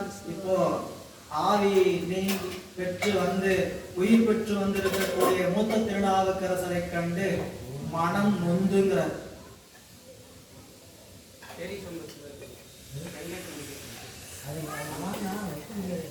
பிரிவுறும் ஆவி பெற்ற பிள்ளையை காண்பார். இப்படி சொல்லும் பொழுது இந்த காண்பார்ங்கிறதுக்கு சொல்கிறார். கண்டார் என்பது கண்டார் தான் சொல்லணும். அதுக்கு சிகேசியோட உரை என்னன்னு கேட்டீங்கன்னா, கண்டார் என்று சொல்லணும். இறந்த காலத்துல தானே சொல்லணும். காண்பார்னு எதிர்காலத்து நம்மளா அப்படி படிச்சுட்டா அப்படியே நம்மளுக்கு அறிவு எட்டுது இல்லைங்களா? கண்டார் தானே சொல்லணும். பாருங்க, பிரிவுறும் ஆவி பெற்ற பிள்ளையை கண்டார் தானே வரணும். ஆனா என்ன வச்சுட்டாரு? காண்பார். ஏன் காண்பார் அப்படின்னு சொன்னதுக்கான சேக்கிலார் சும்மா சொல்ல மாட்டார். ஏன் காண்பார் சொல்றாருக்கான விளக்கத்தை சொல்றார். கண்டார் என்னாது, காண்பார் என்றது காணும் தொழில் முற்றும் முன். பார்க்கிற தொழில் முற்றுவதற்கு முன் என்ன நடந்ததுன்னா, தொண்டின் நெறி போற்றும் தொழில் முற்றிய வரை குறித்தது. அந்த குழந்தை எழுந்தா உயிர் பெற்றதை பார்த்தாங்க. இதை பார்த்து முடிக்கிறதுக்குள்ள அவருடைய எம்பிரான் அப்பர் பெருமானுடைய தொண்டின் உரைப்பு நெறி உங்களுக்கு உணர்வுக்கு வந்தது. அதை போற்றுவதற்கு மனம் எழுந்ததா. அதனால என்ன பண்ணாருங்க, காண்பார் எதிர்ந்து நடக்கக்கூடிய சொல்லை சொன்னாரு. இன்னொரு வகையில சொன்னாரு, இதை எதிர்காலத்தில் காண்பார் எல்லாம் இந்த நிகழ்ச்சியை தங்களுடைய கருத்துல இப்படி நடந்ததாம் அப்படின்னு எதிர்காலத்துல காணக்கூடியவர்களுக்கெல்லாம் திருநாவுக்கரசு பெருமானுடைய தொண்டின் உரைப்பு நெறி எவ்வளவு உயர்ந்தது என்பதை அறிந்து கொள்வதற்காக என்ன வச்சுட்டோம்னா, காண்பார் என்று வச்சிட்டோம். புரியுங்களா? அப்போ பிரிவுறும் ஆவி பெற்ற பிள்ளையை காண்பார், திருத்தொண்டின் செந்நெறியினை சிறப்பு போற்றி வாழ்ந்தார். இப்போ அவர் திருத்தொண்டினுடைய உரைப்பு நெறி, திருநாவுக்கரசு பெருமானுடைய உரைப்பு நெறியை நினைந்து கொண்டு சிறப்புடன் போற்றி வாழ்ந்தார்கள். நின்ற அப்பயந்தார் தாங்கள். இங்க பாருங்க, இப்போ இங்க சுத்தி இருக்கிறவங்க தான். இது எம்பிரான் அப்பூதியடிகளோ அப்பூதியடிகளுடைய மனைவியோ இளைய திருநாவுக்கரசோ மற்றவங்களும் கிடையாது.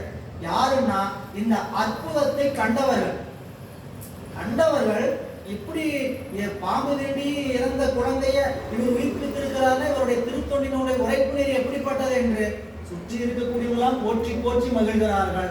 ஆனா 2 பேர் மட்டும் எல்லாரும் மகிழ்ச்சியோட அரகரா அரகரா சிவசிவா அப்படிங்கிறாங்க. 2 பேர் மட்டும் வருத்தத்தோடு நிற்கிறாங்க. எல்லாரும் போற்றி வாழ்ந்தார்கள். ஆனால் நின்ற பயந்தார்னா பெற்றவராகிய தாங்கள் அறிவரும் பெருமை அன்பர் அமுது செய்து அருளுதற்கு சிறிது இடையூறு செய்தான் இவன் என்று சிந்தை வந்தார். இடையூறு பண்ணிட்டானே, நம்மளுடைய குருநாதர் சாப்பிடுவதற்கு என்ன விட்டான், கொஞ்சம் இடையூறு பண்ணிட்டானே. அறிவரும் பெருமை அன்பர், அப்பர் பெருமானுடைய பெருமையை அறிந்து கொள்ள முடியுமா? எவ்வளவு அறிவு, அந்த அறிவரும் பெருமை உடையவர். எவ்வளவு திருப்பதியத்தெல்லாம் கொற்றவனார், கோதிமொழி கொற்றவனார், தாண்டக வேந்தர், உள்ள பலராலும் போற்றப்படக்கூடிய ஒருவர்.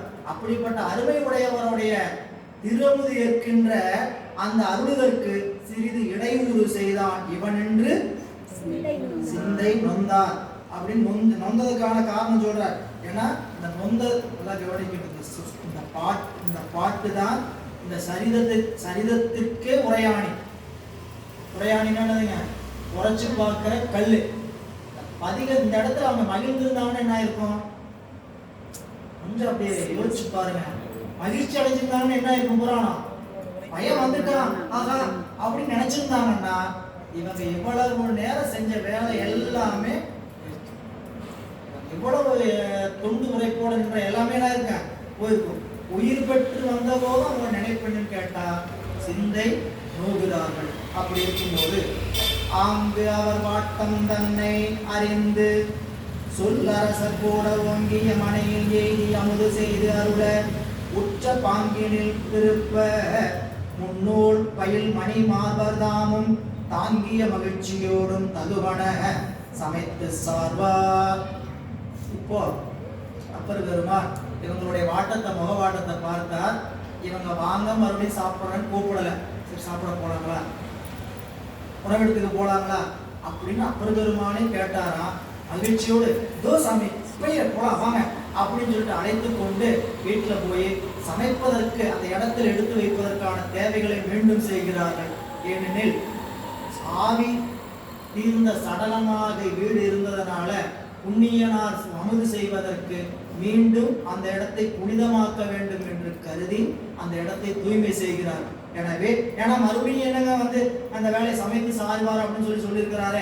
ஏற்கனவே சமைச்சாச்சு, அந்த வேலையெல்லாம் பண்ணியாச்சு அப்படின்னா இப்ப செய்யற வேலை என்னன்னு கேட்டீங்கன்னா மீண்டும் தூய்மை செய்து சமைத்த பொருட்களுக்கான வேலையை அடுத்ததாக செய்யறாங்க. சொல்றார், ஆங்கவர் வாட்டம் தன்னை அறிந்து. இப்போ குருநாதர் அவர் தன்னுடைய நிலையில சீடராக இருக்க நினைக்கக்கூடிய அவரை அப்பூதியடிகள் நினைக்கிறாரு தன் குருநாதரை. இப்ப அவருடைய வருத்தம் என்ன? அவருக்கு இதுதான் நினைப்பு. குருநாதர் அறிந்தார், அப்பர் பெருமான் அறிந்து கொண்டு சொல்லரசர், அதனால் சொல்லரசராகிய திரு அப்பர் பெருமான் ஓங்கிய மனையில் எழுதி அமுது செய்து அருள உற்ற பாங்கினி தயாராயிட்டார். போலாமா? பாங்கினில் இருக்கணும், சரி சாப்பிட போலாமா, உணவு எடுத்துக்கலாமா அப்படின்னு கேட்டவுடன் மகிழ்ச்சியோடு முன்னூல் பயில்மணி மார்பர்தாமும் தாங்கிய மகிழ்ச்சியோடும் தகுவன சமைத்து சார்பார். நீ வீட்டுக்கு போ, நான் கூட்டு வந்துடுறேன். அந்த சொல்லு அழகு பாருங்க. எனவே புகழ்ந்த கோமயத்து நீரால் பூமியை புரிய நீவி திகழ்ந்த வான்சுதையும் போக்கி சிறப்புடை தெய்வம் ஏற்றி நிகழ்ந்த அக்கதலி நீண்ட குறித்தினை விரித்து நீரால் மகிழ்ந்து உடன் விளக்கி ஈர்வாய் வளம் பெற வரவின் வைத்தார். வீட்டுக்கு வந்தாங்க. கோமயம் நீர் என்று சொல்லக்கூடிய சாணமும் பசுவினுடைய சிறுநீரும் கலந்த தீர்த்தத்தை எடுத்து வீட்டினை மெழுகி புகழ்ந்த கோமயம். கோமயம் சொன்னா போதும், போற போதுன்னு சொல்லிட்டு சேக்கிழார் பெருமான் புகழ்ந்த கோமயம். ஏன்? இந்த திருநீரு என்று சொல்லக்கூடிய ஒன்றையும் வீட்டினை தூய்மை செய்வதற்கான பொருளாக விளங்கக்கூடிய கோமயத்தையும் இறைவன் உகந்தாடுவதற்கு உரிய பொருளாக இருக்கக்கூடிய ஆணைந்தையும் குழந்தைகள் பசி தீர்வதற்காக கொடுக்கக்கூடிய பாலையும் கொடுக்கின்ற பெரும் மூலம். முன்னாடி வரலாற்றுல திருமூலர் வரலாற்றில் சொல்ல போற இந்த பசுவினுடைய சண்டீச நாயனார் வரலாற்றையும் படித்தோம். பின்னாடி திருமூலர் வரலாற்றையும் பசுவினுடைய பெருமை சொல்வார். இந்த பசு என்னென்ன உயர்ந்த, அது மட்டும் இல்ல சிவபெருமான் ஏறி வருவதற்கான வாகனம் நிறைய பாட்டு சொல்லுவார். சண்டீச நாயனாருடைய வரலாற்றுல அந்த இடையனை தடுத்து என்ன பண்ணாரு, நீ எதுக்குப்பா இதை அடிக்கிற, நீ அடிக்க கூடாது, இது எவ்வளவு பெரிய உயர்ந்த பொருள் தெரியுமா அப்படின்னு 5 பாடல்ல பசுவினுடைய சிறப்பை சொன்னார். எனவே அந்த நிலையில புகழ்ந்த கோமயத்து நீரால் பூமியை ஒளிய நீவி, அடுத்தது திகழ்ந்த வான்சுதை வெள்ளை அடிச்சு கரகட்டி என்ன பண்ணாங்க, வான்சுதையும் போக்கி சிறப்புடை தீபம் ஏற்றி நிகழ்ந்த அக்கதலி. நிகழ்ந்தங்கிறது இந்த வரலாறு நிகழ்வதற்கு காரணமான வாழை இலை. கதலி என்ன நிகழ்ந்தன்னு ஒரு சொல்லு எதுக்கு வச்சாருன்னு கேட்டா, இந்த வரலாறு நிகழ்வதற்கு எது காரணம்? இதோ இந்த வாழை இலை தான் காரணம். அந்த வாழை இலை என்ன செய்தான்னு கேட்டா, குறித்தினை விரித்து நீரால் மகிழ்ந்துடன் விளக்கி ஈர்வாய் அறுக்கின்ற பகுதி, ஈர்வாய் என்னதுங்க, அறுத்த பகுதியை வளம் பெற மரவில் வைத்தார். போற போக்கில் எப்படி வாழை இலை போடணும் நம்மளுக்கு ஏற்கனவே இன்னொரு இடத்துல சொல்லுவார், புரியுதுங்களா? நுனிப்பகுதியை வடக்கு நோக்கி போடும். இப்போ என்ன வாழை இலையை எப்படி போடுறதுங்க டவுட்டே எவ்வளவு பேருக்கு இல்லையா? இப்படி போடுறதா அப்படி திரும்பி போடுறதா? சரிங்களா? இதெல்லாம் ஈர்வாய் வளம் பெற வைக்கணும். நல்லா இதுல சடங்கு சம்பிரதாயம் கிடையாது. நல்லா எடுத்து சாப்பிட்ற பொருள் எல்லாம் வலது பக்கம் வைக்கணும். அது வலது கையில் எடுத்து சாப்பிட்றதுனால என்ன பண்றான், பொரியல் இனிப்பு எல்லா பொருளும் இங்க வச்சிடணும். ஊறுகாய் உப்பு எல்லாம் குறைவா சாப்பிடணும்னால இங்க வைக்கணும். அவ்வளவுதான் இங்க விஷயமே தவிர இதுல போய் ஆராய்ச்சி பண்ணதெல்லாம் ஒண்ணு கிடையாது. ஈர்வாய் வளம் பெற வைத்தார்.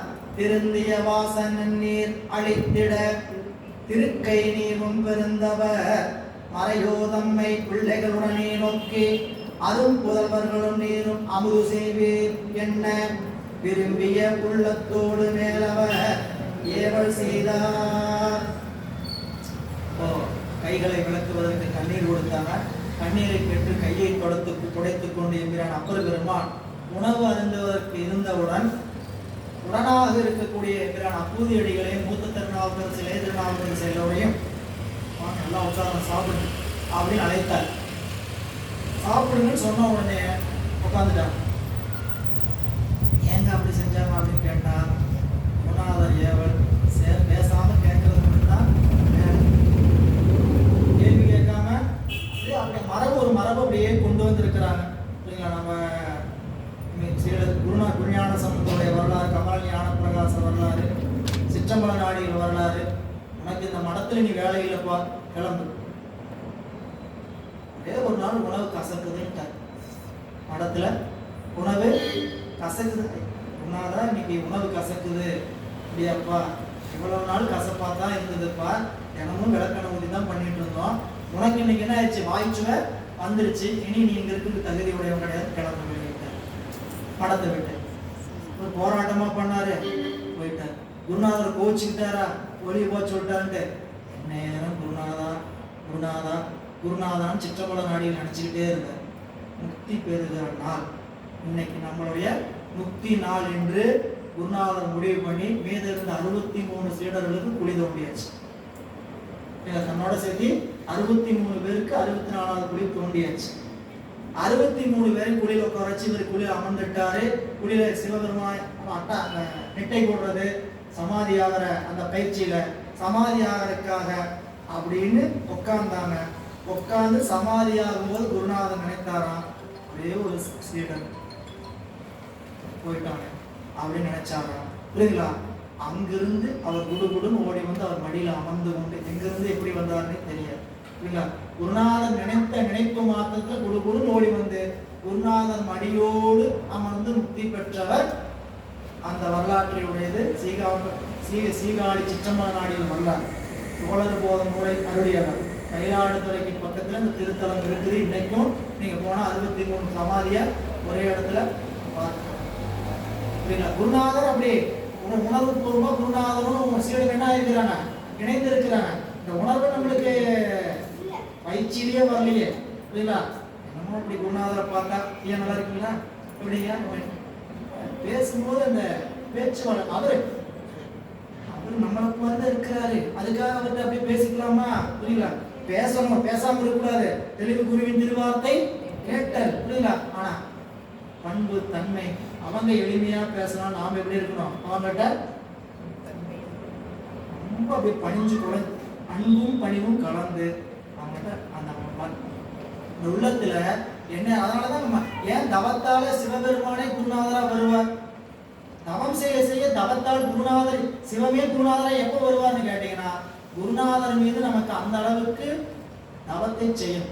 இல்ல தவம் செய்ய செய்ய செய்யத்தான். தவம்னா என்னன்னு கேட்டீங்கன்னா, உட்காந்துட்டு கண்ண மூடி நேரம் உட்காந்துட்டு இருக்கிறது தவம் இல்லை. இல்ல நாம நினைச்சிட்டு இருக்க தவம்னா நேரம் கண்ண மூடிட்டு சிவபெருமானே சிவபெருமானே சிவ சிவ சிவ சிவ, அதுதான் தவமா? எல்லையில் நின்றாலும் எக்கோலம் கொண்டாலும், இல்லைங்களா, எத்தொழில் செய்தாலும் ஏது அவத்தைப்பட்டாலும் முத்தர்மணம் மோனத்தை, எங்க என்ன வேலை செஞ்சுக்கிட்டு இருந்தாலும், புரியுதுங்களா, எனக்கு இந்த இடத்துல நாம இன்னைக்கு இப்படி நிக்கிறோம்னா யாரு காரணம்? நம்மளுடைய சிவம், இந்த குருநாதர் கொடுத்திருக்கிறார் அப்படின்னு நம்மளுக்குள்ள அந்த உள்ளூர் ஒரு உணர்வு ஓடிக்கிட்டே இருக்கணும், நினைச்சுக்கிட்டே இருக்கணும்.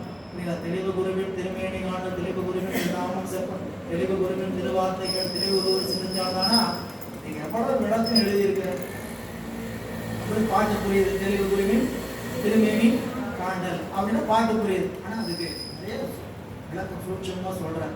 எனவே இங்க அவர் பாட்டம் தீர புகழ்ந்த கோமயத்தால் அதை செய்து நிகழ்ந்த குதிரை ஈர்வாய் வளம் தர மரபில் வைத்தார். திருந்திய வாசன நீர் அளித்திட திருக்கை நீவும் பெருந்தவராய அப்பர் பெருமான் மறையோர் தம்மை பிள்ளைகளுடனே நோக்கி என்ன செய்தார்?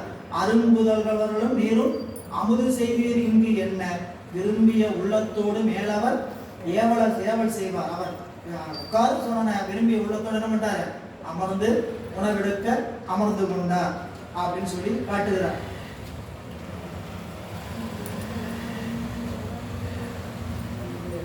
மைந்தரும் மறையோர் தாமும் மறங்கிருந்து அமுது செய்ய சிந்தை மிக்க இல்லமாத திரு அமுது எடுத்து நல்க புத்தமிழ் கொன்றை வேணி புத்தனார் அடியாரோடும் அந்தமிழ் ஆழியார் அங்கு அமுது செய்து அருளினாரே.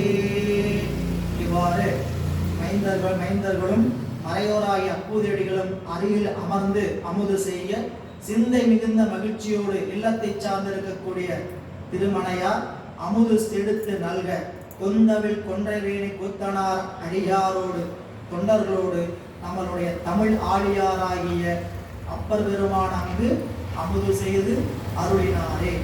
மாதவ மறையோ செல்வமணியிடை அமுது செய்து காதல் நண்பு அழித்து பன்னால் கலந்துடன் இருந்த பின்னர் மேதகு நாவின் மன்னர் விளங்கிய வளனமூதூர் நாததம் பாதம் சேர்ந்து நற்றமிழ் பதிகம் செய்வார். மேல 40வது பாடல ஒரு குறிப்பு. நம்ம மருத்துவ ரீதியாகவும் நம்ம தண்ணீரை பயன்படுத்த ரீதியாகவும் தெரிஞ்சுக்கிறதுக்காக வேண்டும் நினைவுபடுத்துறேன். திருந்திய வாசன நீர், திருந்திய வாசன நீர், தண்ணீரை வாசமுடையதாகவும் நன்னீராகவும் பயன்படுத்துவதற்கான வழிமுறை அன்றைய நாட்கள் எப்படி இருக்குன்னு உரையாசிரியர் எழுதுகிறார். தண்ணீரை வெயில்ல வைத்து இயற்கை நிலையில அதை என்ன பண்றது, அதில் இருக்கக்கூடிய கிருமிகளை நீக்கி அதுல வாசமுடைய பொருட்கள் பச்சை கற்பூரம் போன்ற வெட்டிவேர் தேற்றாங்கொட்டை போன்றவை ஏதாவது பயன்படுத்தி அதை குடிப்பது ஒரு வழக்கம். அப்படிப்பட்ட ஒரு ஒழுக்க வழக்கத்தை பயன்படுத்தினார் என்று சொல்கிறார். திருந்திய வாச நன்னீர். நீங்க நம்ம அந்த வெந்நீரை காய்ச்சி குடிக்கணும்னு ஒரு வழக்கம் வச்சிருக்கீங்களா? அதை நீங்க அம்மா போட்டுச்சுன்னா நம்ம என்ன பண்றோம், சுடு தண்ணியில வச்சு குடிக்கிறது இல்லை, இயற்கை வெயில்ல வச்சு. எதுக்கு இயற்கை வெயில் வச்சோம்? அதில் இருக்கக்கூடிய கிருமித்தன்மை கெட்டு அந்த தண்ணீர் கொஞ்சம் அந்த சூடு குறைஞ்சதுக்கு அப்புறம் ஊத்துறோம். ஏன்னா ஏற்கனவே மேல இருக்கக்கூடிய அந்த அம்மையினால் இருக்கக்கூடிய ஊறு அதிகமாக கூடாதுன்னு அப்படி செஞ்சாங்க. அப்படி அதோட நம்ம என்ன வேப்பிலை உள்ள போடுறோம், கிருமி நாசினி. இத்தனையும் ஒரு மருத்துவ ரீதியாக செய்யப்பட்ட இன்னைக்கு அம்மையை ஊசி போடுற அளவுக்கு நம்மளுடைய அறிவு என்ன ஆயிடுச்சுங்க மாறி. என்ன கேட்டீங்கன்னா அது வளர்ச்சின்னு நம்ம தடுக்க முடியாது. ஆனா நம்ம முன்னோர்களை நம்ம என்ன நினைக்கணும், மிகுந்த அறிவாளிகள். அவங்க போல அறிவு தன்மை உடல் கூறுகள்ல இவ்வளவு ஆராய்ச்சி கருவிகள்லாம் கிடையாது. கருவிகள்லாம் ஒன்றும் கிடையாது. இன்னைக்கு சாதனை மாதிரி போய் பிளட் டெஸ்ட் பண்ணி சுகர் எவ்வளவு இருக்குது, அதை இருக்குது பார்க்க முடியுமா? ஒன்றும் கிடையாது. உடல்ல ஏற்படுகிற மாற்றத்தை வைத்துக் கொண்டே இது நிகழ்ந்திருக்கிறதுன்னு முடிவு பண்ணாங்க இல்ல. அப்போ அந்த வகையில அந்த ஒரு கருத்தை சொல்லுகிறார். இப்போ மாதவ மறையோர் அப்புதியாருடைய உயர்ந்த மனையிடை அமுது செய்த அப்பர் பெருமான் அவர்களுக்கு நட்புடன் காதல் நண்பு அளித்து பன்னார் அவர்களுடன் கலந்திருந்த பிறகு நம் நாவுக்கரசர் பெருந்தகை திருப்பழனம் திருத்தலத்திற்கு சென்று இறைவனுடைய திருவடியை நற்றமிழ் பதிகத்தோடு போற்றுவாராகி அப்போதே அடிகளாதம் அடிமையை சிறப்பித்து ஆண்டம் இப்போதி அணிந்தார் நம்மை விரும்பு சொன்மாலை வேந்த இப்பூதி பெற்ற நல்லோர் எல்லையில் அன்பார் என்றும் செப்பு ஊதியம் கை கொண்டார் திருநாவுக்கரசர் பாதம். திருப்பழனம் திருத்தலத்திற்கு சென்றார். அங்கு திருப்பதிகம் சொன்மாலை கைகின்ற குயிலினங்கால் சொல்லீரே அருமையான ஒரு அகத்துறை திருப்பதிகம். திருநாவுக்கரசருடைய திருப்பதிகம் 4 திருப்பதிகம் அகத்துறை பதிகமா இருக்கும். படிச்சீங்கன்னா இறைவனை நம் உடையவனாகவும் நம்மை அவருடைய விருப்பமுடையவராகவும் கொண்டு திருப்பதிகம் பாடியிருப்பான். இந்த பதியம் சுந்தரமூர்த்தி சுவாமிகளது பறக்கும் என் பிள்ளைகால் பாடும் என் கோவைகால் அப்படிங்கிற பதிகம் எல்லாம் மிக அருமையான பதிகமாக அமைந்திருக்கக்கூடிய பதிகம். ரசித்து ரசித்து படிக்க வேண்டிய அந்த பதிகம் சொன்மாலை பயிர்கின்ற உயிரினங்கால் சொல்லீரே அப்படின்னு சொல்லி பதிகம் முழுக்க என்னுடைய நிலைமையை சாமிக்கு போய் சொல்லுங்க, என்னுடைய நிலைமையை போய் சாமிக்கு சொல்லுங்கன்னு எடுத்து சொல்கின்ற திருப்பதிகம். அந்த திருப்பதிகத்துல நான் அப்பூதிகளுடைய பெயரை பதிவு செய்கிறேன். அப்பூதிகளுடைய திருநாமத்தை பெயரை பதிவு, அதை கொண்டு இது அந்த வரலாற்று அகச்சான் இல்லைங்களா? அதை பதிவு சொல்லும்போது சொல்றார், வஞ்சி தென் வளை கவர்ந்தான் மாறானே ஆயிடு அஞ்சி போய் கலிமெலிய அழலோம்பும் அப்பூதி. அஞ்சி போய் கலிமெலிய இந்த உலகத்தில் இருக்கக்கூடிய துன்பங்கள் கெடும் பொருட்டு விலகி செய்கின்ற அப்பூதியடிகள் அவருடைய திருமுடியில இறைவனுடைய திருவடி எந்நேரமும் வேற்றிருக்குமா. குஞ்சி பூ சேவடியாய் இந்த சேவடியே தேடு, போய் எங்க போய் தேடுங்க, சிவபெருமானுடைய திருவடி வேணும்னா அவருடைய திருமுடியில போய் தேடுங்க அப்படிங்கிற அளவுக்கு எந்நேரம் உள்ள வைத்து வழிபாடு அப்படி இந்த பாடலுடைய குறிப்பு அந்த அளவுக்கு காட்டியிருப்பார். எனவே அப்பூதி அடிகளார் தம் அடிமையை சிறப்பித்து திருப்பதிகத்தில் ஆன்ற மெய்ப்பூதி அணிந்தார் தம்மை இறைவனை விரும்பு சொன்மாலை வேந்து. சொன்மாலை என்பது பதிகத்தினுடைய பாடல் துவக்கம். சொன்மாலை சொல்மாலை பயில்கின்ற குயிலினங்கால் சொல்லீரே. சொல்மாலை சிவபெருமானுடைய திருப்பெயரை சொல்ல பயில்கின்ற குயில்களே சொல்லுங்கள். யார்கிட்ட போய்? பன்மாலை மார்பன் பழனத்தான் போய் சொல்லுங்க. என்ன? என்னுடைய புதுநலம் கண்டு இகழ்வானும். நான் இதான் சிவனடியார் ஆயிருக்கிறேன். நான் சிவனடியாரா? நான் ஏதாவது தப்பா பண்ணனா அவர் கோச்சுக்கிட்டு ஏதாவது இகழ்வானும்? யாரு? அப்பர் பெருமான் கேட்கிறார். என்ன சொல்றோம்? என் புதுநலம் கண்டு இகழ்வானோ, புதுநலம் கண்டு இகழ்வானோ, பொன்மாலை மார்பன் நகுவெண் திங்கள் பழனத்தான் என் புன்மாலை கண்டு புதுநலம் கண்டு இகழ்வானன்ட்டு அருமையான திருப்பதிகம். அவர் சுன்மாலை வேந்த இப்பூதி பெற்ற நல்லோர். இப்படி அவருடைய திருப்பதிகத்துல தன்னுடைய பெயராகிய பூதின செல்வம், அந்த செல்வத்தை பெற்ற நல்லோராகிய அப்பூதி அடிகள் திருநாவுக்கரசர் பாதத்தை எல்லையில் அன்பால் என்றும் செப்பூதியமாக கை கொண்டார். திருநாவுக்கரசருடைய திருப்பாதத்தை எப்பொழுதும் செப்புகின்ற ஊதியமாக, கையில பெற ஊதியம் அல்ல. என்ன ஊதியம்? செப்புகின்ற, வாயில் பெறுகின்ற ஊதியம். என்ன? மீண்டும் அவர் அவருடைய வாழ்க்கை எப்படி தொடரும் கேட்டீங்கன்னா, திருநாவுக்கரசு திருநாவுக்கரசு திருநாவுக்கரசு திருநாவுக்கரசு என்று சொல்லிக்கொண்டே அவருடைய காலம் நகர்கிறது. இவ்வகை அரசின் நாமம் ஏத்தே எப்பொருளும் நாளும் அருந்தவர் பொன்தாலே என உணர்ந்து அடைவார். செல்லும் செவ்விய நெறியது ஆக திருத்தில்லை மன்றுளாடும் நவ்வியம் கண்ணால் பங்கர் நற்களல் நன்னினாரே. இவ்வகை அரசின் நாமம் ஏற்றி எப்பொருளும் நாளும், அதாவது இவ்வாறு அப்பர் பெருமானுடைய திருநாமத்தை திருநாவுக்கரசு குழந்தைகளுடைய பெயரை சொல்லி எப்பொருளும் நாளும் அருந்தவர் பொன்தாரை என உணர்ந்து அடைவாராகி. எல்லாம் என்ன? இறைவனுடைய திருவடி அடைஞ்சு என்னென்ன கிடைக்கும்? என்னென்ன கிடைக்கும்? வினை நீங்கும். வழிபாட்டுக்கு அதுதான் சாதனம். வினை நீக்கம் நடப்படும். அப்புறம் சிவப்பேறு கிடைக்கும். போன்ற முதலிய அத்தனை செல்வங்களும் இறைவனை வழிபாடு செஞ்சா என்னென்னலாம் நமக்கு நடக்குமோ அத்தனையும் யாருடைய திருப்பாதத்தை அடைந்தால் நடக்கும்? திருநாவுக்கரசு பெருமானுடைய தாளை அடைந்தால் கிடைக்கும் என்று உணர்ந்து அடைவாராகி செல்லும் செவ்விய நெறியதாக அதையே நம்மகிட்ட அப்படியே கடைபிடித்துக் கொண்டு திருத்தில்லை மண்டுளாடும் பெருமானுடைய திருவடியை சென்று நன்னினார் என்கிறான் அப்பூதி அடிகள். இறைவனுடைய திருவடியில் இரண்டர கலக்கிறார். மான்மறை கையர் பொற்றாள் வாகீசரடைவால் பெற்ற மேன்மை அப்பூதியாராம் வேதியர் பாதம் போற்றி கான்மலர் கமலபாவே கழனி சூழ் சாத்தமங்கை நான்மறை நீலனக்கர் திருத்தொழில் நவிழலுற்றே. இவ்வாறு மானை தன்னுடைய கையில் ஏந்தி இருக்கக்கூடிய இறைவனுடைய பொற்றாரை வாகீச பெருமானாகிய திருநாவுக்கரசு பெருமானுடைய கருணையினால் பெற்ற மேன்மை பொருந்திய அப்பூதி அடிகளாருடைய திருவடிகளை போற்றி வேதியர் பாதம் போற்றி அத்துணையாலே அவரை தொழுது வழிபாடு செய்த துணையாலே கான்மலர் காடு போல மலர்கள் சூழ்ந்திருக்கக்கூடிய தாமரை மலர்கள் சூழ்ந்திருக்கக்கூடிய குலத்தை உடைய கழனிசூழ் சாத்தமங்கை என்ற திருத்தலத்தில் நான்மறையில் ஓதுகின்ற வேதியராக அவதரித்த திருநீலநக்க திருத்தொழில் நவிழலுற்றேன் என்று இந்த புராணத்தை நம் நாயனார் நிறைவு செய்கிறார் என்கிறார். திருநாவுக்கரசு பெருமானுடைய திருவடியால் அப்பூதியடிகளை வணங்கி அந்த துணையாலே அடுத்ததாக திருநீலநக்கர் புராணத்தை சொல்ல முற்படுகின்றேன் என்று நிறைவு செய்கிறார். நாம் வரலாற்றை நிறைவு செய்து என்கிறான் அப்பூதியடிகள் திருவடியில் தொடங்கினாலே என்கிறான் திருநீலநக்க நாயனார் புராணத்தை சிந்திக்க தொடங்குகிறோம். திருச்சிற்றம்பலம். பிரான் திருநாவுக்கரசு பெருமான் திருவடிகள், பிரான் அப்பூதியடிகள் திருவடிகள், பிரான் திருநீலநக்கர் திருவடிகள். அடுத்தது நமக்கு எம்பிரான் திருநீலநக்க நாயனார் புராணம். எம்பிரான் நம்பி ஆரூரனுடைய வாக்கு ஒளி உணல் சூழ் சாத்தமங்கை நீலநக்கடியே.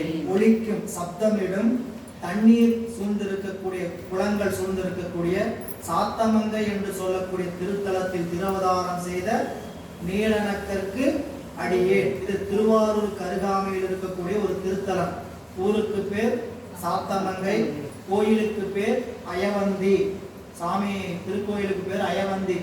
அயவந்தி என்று கோயில் அமர்ந்திருக்கிறார். திருப்புகழூர் திருமருகளுக்கு அருகாமையில் இருக்கக்கூடிய ஒரு திருத்தலம். எனவே ஒளிபுணல் சொல் சாத்தமங்கை நீலநக்கற்கடி காவிரி தென்கரையில 18வது திருத்தலம். இது பாடல் பெற்ற திருத்தலம். நாயன்மார்கள் வரலாற்றுல பெரும்பான்மையா பாடல் பெற்ற திருத்தலமாக அமைந்திருப்பது குறைவு. அவங்க தனித்தனி திருத்தலமாக இருக்கும். இது நம் நாயனார் திருநீலநக்க நாயனார் பாடல் பெற்ற திருத்தலத்திலேயே அவதாரம் செய்திருக்கின்றார். இனி 11ஆம் திருமுறை வகை நூல் எம்பிரான் நம்பி ஆண்டார் நம்பிகள் அவருடையது திருத்தொண்டர் திருஅந்தாதி. பூதி புயத்த புயத்தில் சிலந்தி புகழும் அஞ்சி ஊதி துணிந்த மனைவியை நீப்ப உப்பால் எல்லாம் பேதித்து எழுந்தன கான் என்று பிஞ்சகன் காட்டும் அவன் நீதி திகழ் சாத்தை நீலநக்கன் என்னும் வேதியனே. பூதி புயத்த சிவபெருமான் அவருடைய மேனியில் புயத்தில் உடம்புல மனைவி என்ன செய்தார்கள்? மேல திருமேனி சிவபெருமானுடைய சிவலிங்க திருமேனி மீது சிலந்தி விழுவதைக் கண்டு இறைவனுக்கு ஏதேனும் ஊறி ஏற்பட்டு விடும் என்று ஊதி துணித்தார்கள். ஊதி வாயினால ஊதன போது வாயிலிருந்து எச்சில் பறக்கிற மாதிரி கண்டார் திருநீலநக்க நாயனார். அதனால் உன்னை நான் என்னுடைய மனைவியிலிருந்து உன்னை விலக்கி வைக்கிறேன், நீ மனைவி இனிமே வீட்டுக்கு வராத, இங்கே கோயிலே இருந்துக்க, அனுசரம் பண்ணிட்ட அப்படின்னு சொல்லி என்ன பண்ணிட்டாங்க? ஒதுக்கி வைத்தார். அப்போ அவர் வீட்டுக்கு போனார். அம்மையார் கணவர் சொல்லிட்டாருன்னு கோயிலேயே உறங்கினார். வீட்டில் அவருடைய கனவுல இறைவன் சிவலிங்க திருமேனி காட்சி கொடுத்து உன் மனைவி ஊதிய இடம் தவிர அனைத்து இடங்களும் புண்ணா இருக்குது பாரப்பா அப்படின்னு சொல்லி காட்டிய போது மீண்டும் வந்து திருவடியை பணிந்து அம்மையாரை மீண்டும் அழைத்து சென்றார் என்பது வரலாற்றுடைய நிகழ்வு. பாடல்ல பாருங்க, பூதி புயத்த பூதியை தன் தோளில் அணிந்திருப்பவருடைய தோளில் சிலந்தி புகழும். சிலந்தி வந்து அடைந்தவுடன் அஞ்சி, யாருங்க? மனைவியார் அஞ்சி ஊதி துணிந்த மனைவியை நீப்ப அவங்க என்ன பண்ணாங்க? அப்படின்னு ஊதான போது எச்சில் பட்டு அந்த ஊதி துணிந்து துணிப்ப அது உப்பா. ஏன்னா இவங்க வந்து வேதியர், அனாச்சாரம் ஆயிடுச்சு. கவனிங்க, இப்போ கோயிலுக்குள்ள மனைவி போயிருக்கிறாங்களா இல்லையா? சிவலிங்க திருவேணிய பக்கத்துல ஊதி துணித்தாங்க, தூரத்தான் ஊதுனாங்க, உள்ளுக்குள்ள போய் அவங்க பணிவிட செய்திருக்கிறாங்க. புரியல? இதெல்லாம் வரலாற்றுல பல இடத்துல பார்க்கறது. இன்னைக்கு பெண்கள் அதை செய்யக்கூடாது போய் தொடக்கூடாது, எல்லாரும் எல்லா வழிபாடும் செய்யலாம். புரியுதுங்களா? இங்க அது நம்மளை அப்படியே பயமுறுத்தி வச்சிருக்கிறாங்க. அவங்க சொல்றதுக்கு தகுந்த மாதிரி ஏதாவது நடந்ததுன்னா இதனாலதான் நடந்துச்சு நம்புறோம் பாருங்க. அதுதான் நம்மளுடைய பலவீனம், அவங்களுடைய பலம்.